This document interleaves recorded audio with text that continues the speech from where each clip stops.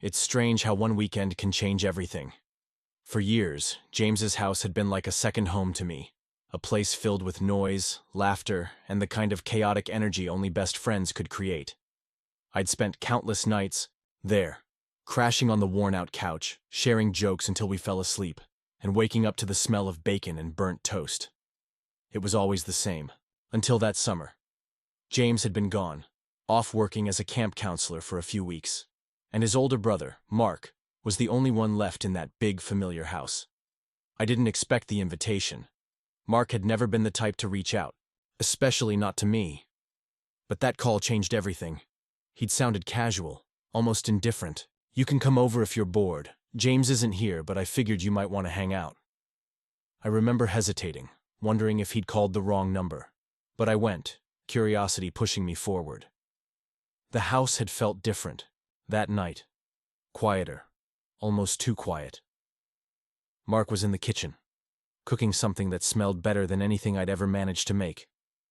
We ate together, just the two of us, and for the first time, I saw him not just as James's older brother, but as Mark. The movie we watched after dinner was just an excuse to stay close. I realize that now. We sat on opposite ends of the couch at first, but slowly, we drifted closer. Shoulders brushing, breaths matching the rhythm of the scenes flashing across the screen. I'd never noticed the way his eyes lingered, or how his hand rested on the back of the couch just inches from my shoulder. By the time the credits rolled, the air between us had grown heavy, thick with something unspoken. I remember looking up, catching his eyes on me. He didn't look away. My heart pounded so loudly I was sure he could hear it. We didn't talk much after that, not with words anyway. His hand found my shoulder, soft, deliberate. I didn't move. I couldn't. His eyes searched mine for a flicker of understanding, and I must have given it to him because he smiled, softly, almost shyly. That night, he knocked on the door of the guest room where I was staying. His voice was soft, almost a whisper. "Can I come in?" I'd nodded, words failing me. He sat beside me on the edge of the bed, the moonlight casting long shadows across his face. I remember every detail, how his hand rested on mine. The weight of it, warm and certain. He confessed things I never would have guessed. That he'd always noticed me, that he'd watched me grow up, seen me change, and wondered if I ever saw him the same way. "I didn't think you'd want this," he had said, his voice barely above a breath. But I had to know, and I hadn't known what to say. My world had tilted on its axis, my heart pounding in ways it never had before. But I didn't pull away. I didn't run. Because deep down, I knew I wanted it too. The morning after was a blur of soft smiles and quiet glances. We made breakfast, his hands brushing mine more times than I could count. It all felt fragile, like it could shatter if we spoke too loudly. And then James called. He was coming home. Early. The bubble burst. The warmth I felt drained, replaced by a cold, creeping dread. Mark had driven me back home, his hand lingering on mine before I stepped out of the car. His words stayed with me. "This isn't the end." I didn't know if I believed him, but I wanted to. James returned, loud and oblivious as always, filling the house with his familiar chaos. But it wasn't the same. Not for me. Not for Mark. We avoided each other at first, our conversations brief, our eyes meeting only in passing. But it was there, lingering in the space between us. Every time I visited, I'd catch him watching. Me, his gaze steady, unflinching. A hand would brush mine as we passed in the hallway, his fingers pressing just slightly before pulling away. And I'd feel it all over again. The electricity, the longing, the fear. But James never noticed. If he did, he never said anything. I'd laugh along with him, play video games in the basement like always. But part of me was always aware of Mark's footsteps above, the distant sound of his voice. I knew things couldn't stay that way forever. Secrets have a way of coming to light. And the longer we danced around the truth, the more inevitable it felt. Mark and I weren't just hiding from James. We were hiding from ourselves, and I didn't know how much longer we could pretend. The first few days after James returned were like slipping back into an old routine. Loud video game marathons in the basement, late-night fast food runs, and mindless banter that filled the silence. For James, everything was exactly as it always had been. For me, it was anything but. Mark kept his distance at first, slipping back into his usual routine, moving around the house with that same quiet confidence. But I saw it, the lingering glances across the kitchen when James wasn't paying attention, the way his hand would brush mine if we passed too closely in the hallway. It felt like a secret, simmering just below the surface, ready to boil over at any moment. It started with the small things, a touch that lingered a little too long, an accidental brush of shoulders that sent electricity straight through me. Mark would look at me just a second too long, his gaze steady and unflinching. I knew it was dangerous. I knew James could walk in at any moment, but neither of us seemed willing or able to stop. The first time we managed to be truly alone again was on a Thursday. James had gone out for the evening, meeting up with some friends at the arcade. He'd invited me, of course, but I'd lied, said I had errands to run, things to catch up on. He didn't question it. The house was quiet when I returned, the sun dipping low on the horizon, casting long shadows across the driveway. I stepped inside, shutting the door softly behind me, and that's when I saw him. Mark was in the kitchen, leaning against the counter, a beer bottle in his hand. He looked up when I walked in, and for a moment neither of us said anything. "You didn't go?" he asked, his voice soft but steady. I shook my head, setting my keys down on the table. "Didn't feel like it." Mark's lips curled into a small smile. He pushed off the counter, moving toward me with that slow, deliberate stride. "Didn't feel like it, huh?" I swallowed, my throat suddenly dry. "Yeah." We stood there for a moment, the silence growing thick and heavy. I could feel the tension building, wrapping around us, pulling us closer, even though neither of us moved. Finally, Mark broke the silence. "Come on," he said, his voice low. He grabbed his keys off the counter, nodding toward the door. "I want to show you something." I didn't ask questions. I just followed. We drove in silence, the windows rolled down, the wind whipping through the cab of his truck. Mark's hand rested casually on the gear shift, his eyes fixed on the road. I stole glances when I thought he wasn't looking, my heart pounding with each mile we put between us and the house. We ended up at a secluded lookout point, the sun just dipping behind the treetops, casting everything in hues of orange and pink. Mark parked the truck, cutting the engine, and for a moment we just sat there, listening to the quiet. "This is where I go," he said finally, his voice barely above a whisper. "When I need to think."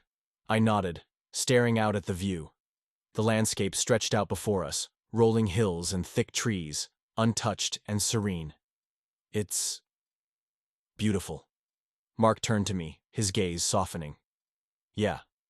He paused, his hand reaching out, brushing against mine where it rested on the center console. I didn't pull away. We sat like that for a while, the silence stretching long and comfortable. His fingers traced mine, slow and deliberate, as if testing the weight of the moment. I turned to look at him, and the world seemed to shrink down to just the space between us. His eyes searched mine, looking for something. Permission, maybe. Understanding. I nodded, barely moving, and that's all it took. Mark leaned in, his hand cupping my cheek as his lips brushed mine. Soft, tentative, like he was afraid I might break. I kissed him back, my hands reaching for him, pulling him closer. His breath was warm, steady, his hands firm and gentle all at once. When we finally pulled away, the sun had dipped below the horizon, casting shadows over the landscape. Mark stayed close, his forehead resting against mine. "We have to be careful," he whispered, his voice strained. "I know," I replied, my hands still tangled in his. We drove back in silence, the air between us thick with something that felt both fragile and unbreakable. When we got back to the house, James was already there, sprawled out on the couch, oblivious as always. Mark gave me one last look before heading upstairs, his eyes lingering just a second too long.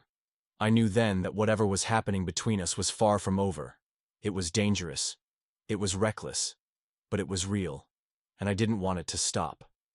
The days that followed were a balancing act. Shadows and whispers, hidden glances and hurried touches. I thought I'd be terrified of getting caught, but instead, it was like electricity thrumming beneath my skin, crackling with every secret meeting, every stolen touch.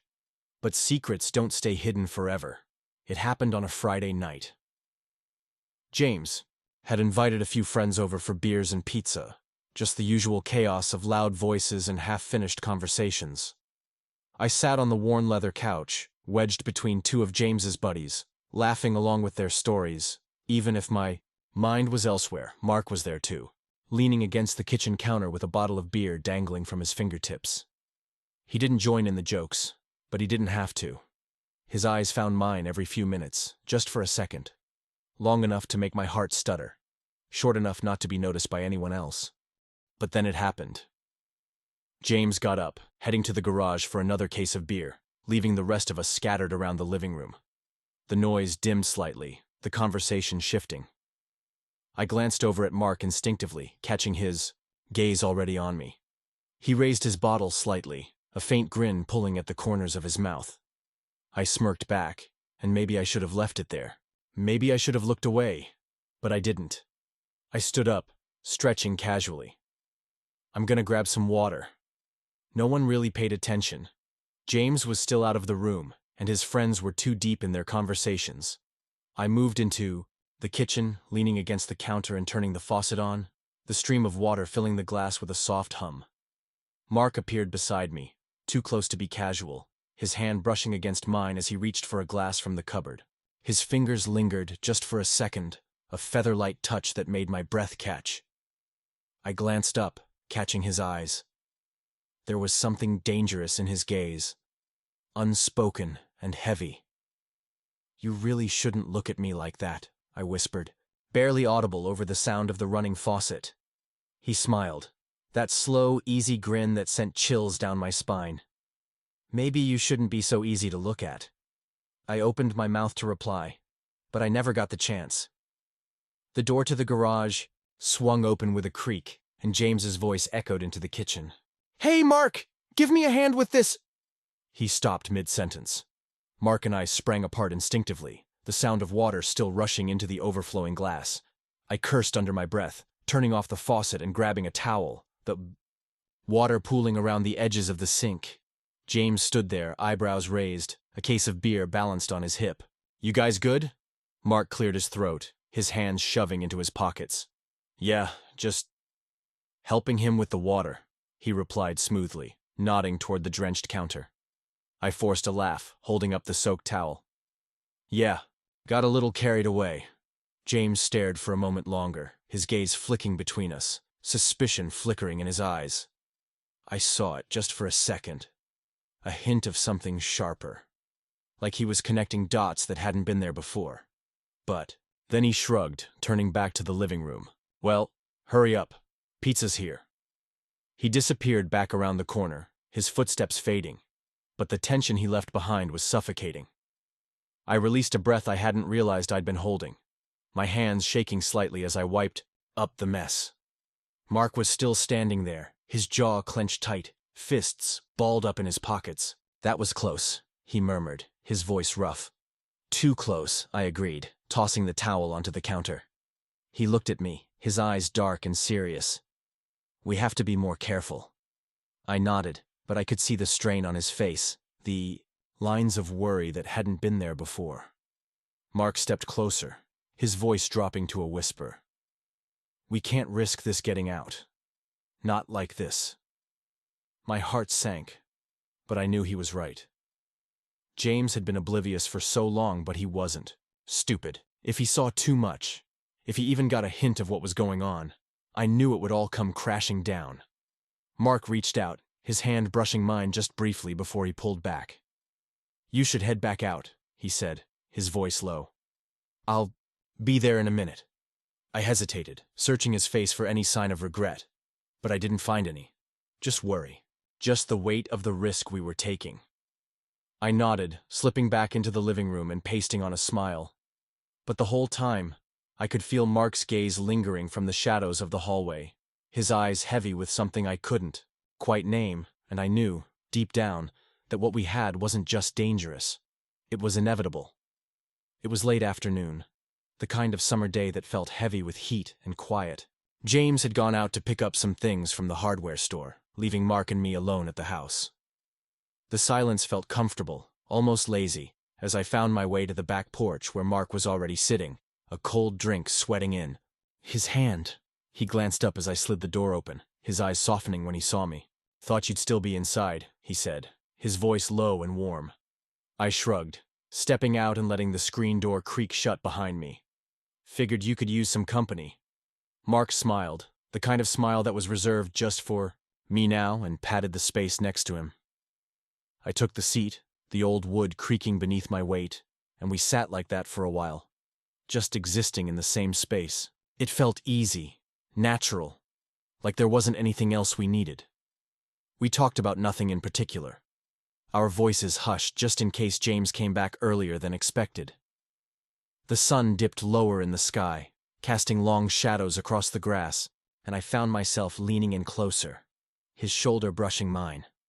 Mark's hand rested on his knee, his fingers tapping absently, and I couldn't help but notice the way his thumb brushed against his own skin. Soft, rhythmic. "Sometimes I forget what this is like," he murmured after a pause, his gaze fixed on the horizon. "What do you mean?" He turned to me, his eyes heavy with something unspoken. "This.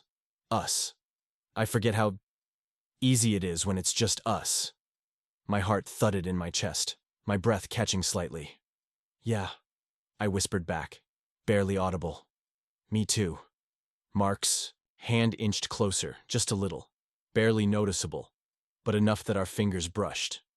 It was light, tentative, like he was testing the space between us. I didn't pull away. But then I heard it. The screen door creaked, loud and sharp against the quiet, and I jerked my hand back instinctively. Mark did the same, his face snapping forward, eyes fixed on the view like it had always been. James stepped out onto the porch, a bag of groceries in his hand, oblivious to the tension that hung thick in the air. "Hey," he greeted casually, his eyes flicking between us as he set the bag down on the small wooden table. "What are you guys doing?" Mark didn't flinch. "Just talking," he replied smoothly, leaning back in his chair with a practiced ease. His arms stretched along the back of the chair, his expression unbothered. I tried to match his calm, though my hands shook slightly as I took a sip from my drink. "Yeah, just catching up," I added, forcing a smile. James seemed to accept it, plopping down into the chair opposite us and cracking open a soda. "Cool. You guys seen the new trailer for that zombie movie? Looks sick." Mark chuckled, the sound forced but believable. "Not yet. You got it pulled up?"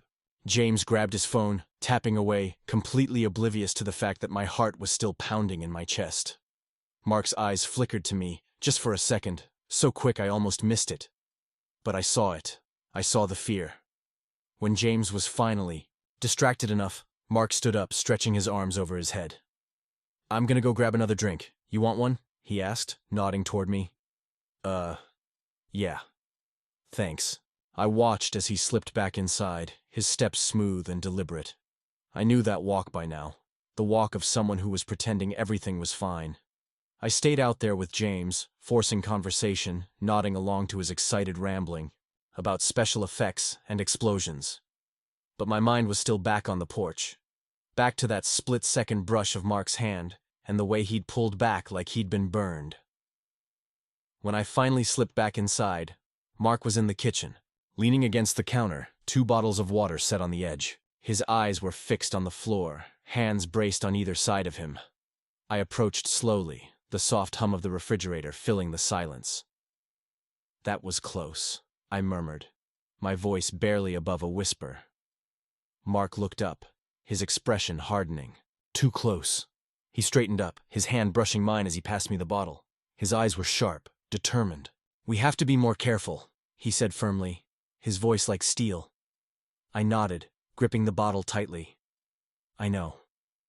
He stepped closer, his hand squeezing mine just for a moment before he pulled away. His eyes softened slightly. "I'm not letting this go," he whispered. "Not now." My breath caught, my heart pounding again for a different reason. Me neither. Mark gave me one last look, filled with promise and something deeper, something that was becoming harder to hide. And as I walked back out to the porch to rejoin James, I couldn't help but feel it too. This wasn't just a risk anymore. It was real, and Mark was determined to keep it that way. The days that followed were tense, filled with half-hidden glances and whispered conversations behind closed doors. Mark had grown more protective, more careful. Every touch, every smile was measured, calculated for the smallest chance of being discovered. But the weight of the secret was becoming too much to carry. I could see it in Mark's eyes, how they darkened with every near miss, every brush with exposure. It was only a matter of time before James pieced it together, and Mark knew it. I knew it too. We were in his truck one evening, parked at that same lookout point where we'd stolen our first real moment together. The sun had long since dipped below the horizon, casting the world in hues of blue and silver. The only light came from the dashboard and the faint glow of the moon. Mark sat behind the wheel, his hands resting on the steering wheel, knuckles white from his grip. He was quiet, had been since we pulled up. I waited, giving him the space to find his words. Finally, he spoke. "We can't keep doing this." The words fell heavy between us, thick with the weight of truth. I swallowed hard, my hands tightening in my lap. "I know." He turned to me, his gaze softening. "I don't want to hide anymore." My breath hitched, the air suddenly feeling too thin. "What are you saying?" Mark's jaw clenched, his hands dropping to his lap. "I'm saying, we need to tell him. James." I stared at him, my heart thudding painfully in my chest. "You're serious?" "Yeah." His eyes locked with mine, steady and unflinching. "I'm done pretending. I'm done acting like you don't matter." He paused, his hands finding mine across the console, his grip firm and unyielding. "I want this. I want you." The words sent a shiver through me. Hope and fear tangled up together in a way that left me breathless. "What if he doesn't take it well?" I asked, my voice barely a whisper. Mark exhaled, his thumb brushing over the back of my hand. "I've thought about that. I've thought about it every damn day." He paused, his eyes flickering to the view outside the windshield, distant and thoughtful. "But I can't keep living like this. Sneaking around, hiding. It's not enough." I felt my throat tighten, the reality of it crashing down around me. But then I looked at him, really looked at him.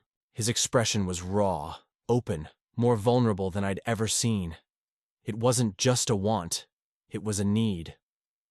"Okay," I whispered, my voice breaking just slightly. "Okay." Relief flooded his features, his shoulders sagging as if a weight had been lifted. He squeezed my hand, his eyes meeting mine with a spark of something I hadn't seen before. Hope. "We'll tell him. Together." I nodded, the fear still gnawing at me, but it was overshadowed by something stronger. Together. Mark's hand left mine, his fingers brushing my cheek, warm and steady. His eyes searched mine, and I saw everything in that gaze. All the things he hadn't said, all the things he'd kept hidden for too long. "I don't want to wait anymore," he whispered, his voice rough with emotion. "Then don't." That was all it took. Mark leaned across the console, his hand cradling the back of my neck as his lips found mine. Soft and sure, like he'd been waiting forever for this moment. I kissed him back, my hands tangling in his shirt, pulling him closer. Wasn't hurried or frantic. It was deliberate, careful, like we were learning each other all over again. His hands moved to my waist, pulling me closer until the space between us vanished entirely. Time seemed to blur after that. I don't remember how we got back to the house, or how we slipped inside without waking James. All I knew was the feeling of his hand in mine as he led me upstairs, the way his eyes never left mine as he pushed the door shut behind us. For the first time, there was no fear, no risk of being caught, no hurried whispers or stolen moments. Just us. His hands were gentle, his touch careful, as if he was afraid I might disappear. I held on tighter, letting him lead, letting him show me everything he'd been holding back. When it was over, we lay tangled in each other, the moonlight filtering through the curtains, casting soft shadows across the room.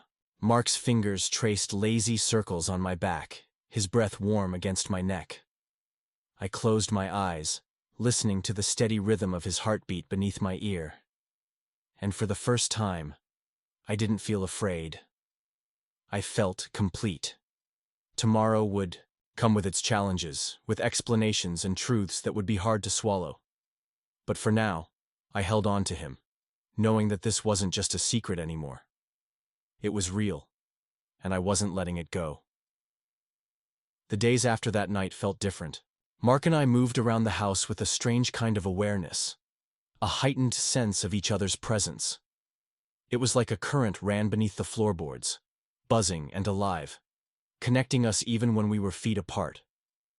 But the danger of it was always there, lingering just beneath the surface. James was still oblivious, still loud and carefree, still cracking jokes and stealing the last slice of pizza before anyone else could grab it.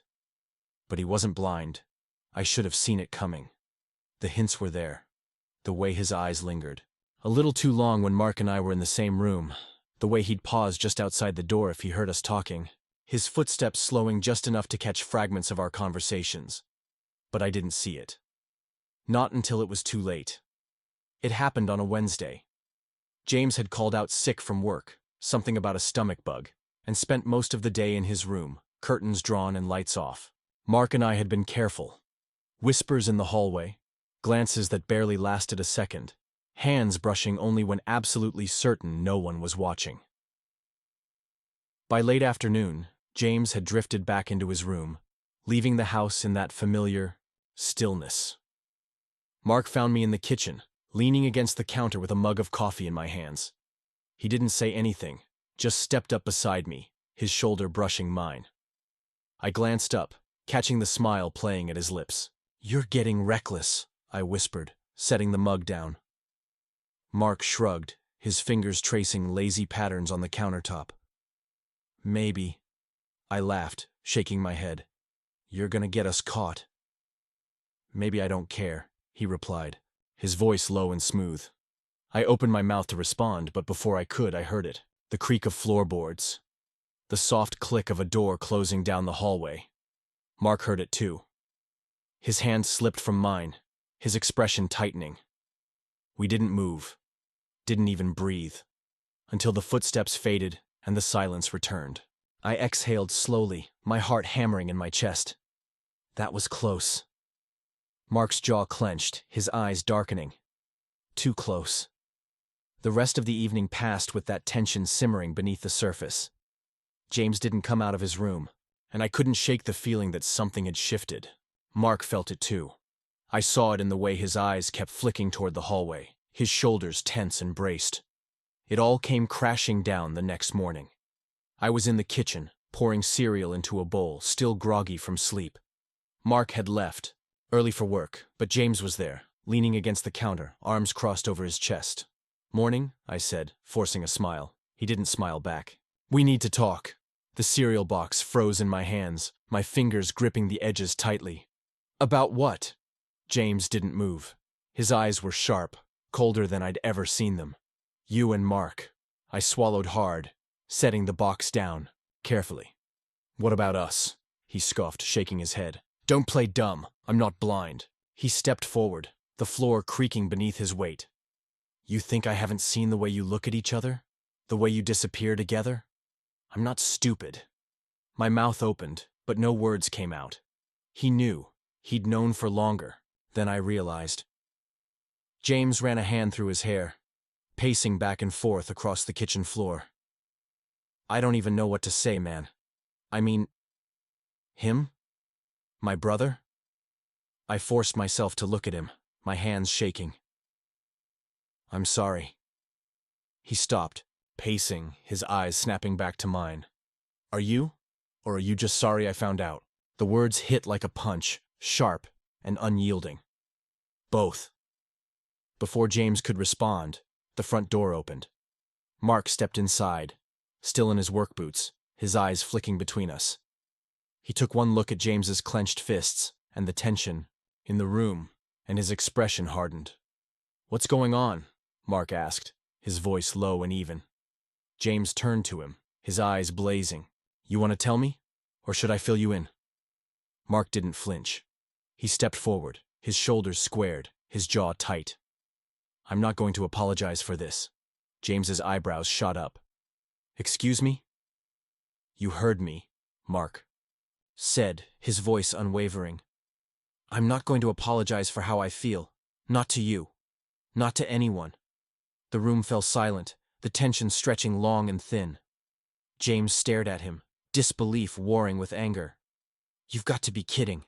"Me? I'm not," Mark replied, his eyes locked on James's. "I love him, and I'm not hiding that anymore." The words hung heavy in the air, final and irreversible. James shook his head slowly, backing up a step. Unbelievable. Mark stood firm, his hand brushing mine just slightly. It was small, barely noticeable, but I felt it, the strength, the determination. He wasn't backing down, and neither was I. The days that followed were tense, but not the explosion I had expected. James barely spoke to me. His conversations with Mark clipped and short, the air heavy with things left unsaid. I kept my distance, not wanting to push, not wanting to make things worse than they already were. But it wasn't the end. Not even close. It took about a week before James finally cornered me. We were in the backyard, the sun sinking low behind the fence, casting long shadows across the grass. He stood there, hands shoved deep into his pockets, eyes fixed on the ground. You really love him?" he asked, his voice barely more than a whisper. I swallowed hard, my heart thudding painfully in my chest. "Yeah," I replied, the word coming out steadier than I'd expected. "I do." James nodded slowly, his gaze lifting to meet mine. His eyes were softer than I'd ever seen them, tinted with something like resignation. I didn't see it coming." "Neither did I admitted, my voice cracking just a little. "But it's real." He stared at me for a long moment, his eyes searching mine, and I wondered what he was looking for. Finally, he let out a long breath, his shoulders sagging slightly. "Well, I guess I don't have to understand it to accept it." A weight I hadn't realized I'd been carrying lifted off my chest. I felt my breath leave me in a rush, and I nodded, swallowing back the tightness in my throat. "Thank you," I whispered. He didn't smile, but his expression softened. "Just don't make it weird, okay?" I laughed, the sound breaking the tension like a cracked window letting in fresh air. "I'll try." Things weren't perfect after that, but they were better. James took his time, sometimes avoiding the room when Mark and I were together, sometimes staying a little longer than he needed to, as if testing himself, but he tried, and that was enough. Mark, on the other hand, was different, more relaxed. He didn't flinch anymore when I brushed past him in the hallway. His hand found mine more easily, his gaze softer, unguarded. It was like a wall had come down between us, one I hadn't even realized was there. We spent more time together, no longer confined to whispered conversations and stolen glances. He'd pick me up after work sometimes, just because he wanted to. We'd go to that lookout spot, the one that had become ours, and we'd sit in the back of his truck, watching the sun dip below the horizon. Sometimes we wouldn't even talk. We didn't have to. His hand would slip into mine, his thumb tracing soft circles over my skin, and that was enough.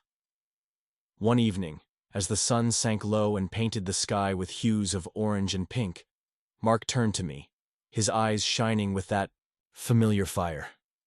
He squeezed my hand, his voice soft but steady. "I'm not going anywhere. You know that, right?" I smiled, the warmth spreading through my chest like sunlight. "Yeah, I know." We sat there until the stars began to peek through the darkness, the air cooling around us but the warmth between us never fading. There was still so much ahead of us, things to figure out, things to work through. But I knew one thing for sure. Whatever came next, we'd face it together. Because sometimes, the best things are the ones you never see coming.